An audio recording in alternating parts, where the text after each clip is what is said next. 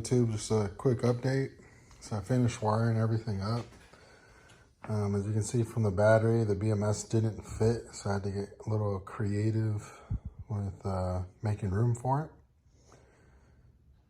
It was pretty easy, except this is just a 2-port right here is a 2-port BMS, and the one that came on here was a 3-port. The only difference is the charge negative has to go with the main load balance. So there's 2 cables here and then 1 cable here. And then also these were reversed. So I had to pull out each one of these balance cables and swap them because it went from negative to positive and it had to go from negative to positive up. But once I got that done, it was pretty simple. Then I just used a Dremel to cut this out, just to make room.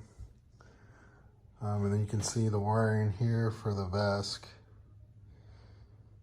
I did run into some issues with the VESC being able to recognize the motor in sensored mode.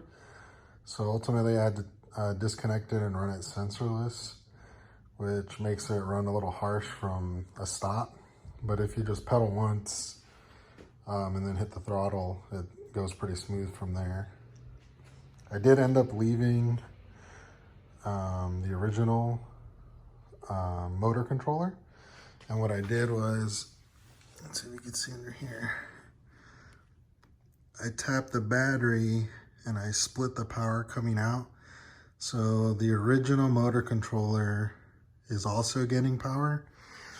However, it's not connected as far as the motor goes or the throttle. The only reason I did this was because you can see, I don't have the battery connected.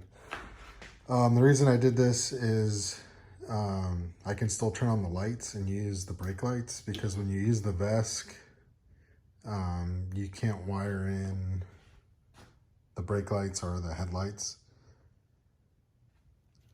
So I didn't want to lose that functionality. So when you plug this in, you can still use, everything else still works the same, minus the speedo and the throttle. And then the throttle, I got just a thumb throttle with the voltage screen. So you can monitor your voltage since the battery readout. Actually, the battery readout still works on here, so it'll still tell you if it's low. But that's only if you have it turned on. So these two can run independently. You don't have to have this on. And if you want to turn on the VESC and then run it.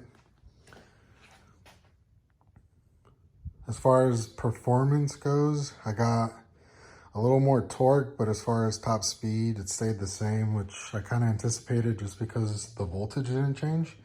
This is still a 48-volt battery. The only thing that's changed is the amperage. So I was able to pull out 50 amps instead of 18, which was what the stock controller could only do. I think I am going to get a 52 volt, and I'm probably going to get a different hub motor for the back. I'm going to get just direct drive 1500 watt, seeing as that's the only thing I can really find in this tire size. But other than that, yeah, that's just a quick look. I'll probably make another video with it riding, but I mean, you really can't tell the difference. You can feel it a little bit, and then going up hills, you can definitely tell it doesn't lag as much, but it still runs kind of harsh from a stop, so I'm not sure if I like that. All in all, if you're gonna do all this, I probably would just go with the Z's, because adding up all the time and money and trying to figure all this stuff out, it's kind of a pain in the ass. And then when it's all said and done, I'll probably be close to what the price is for the Zeus anyways.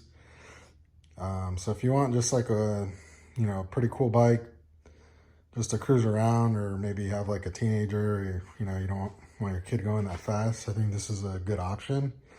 It's still kind of pricey, but if, you want something that's going to give you more performance, I'd probably just go with the Z's. All right, thanks for watching. Peace.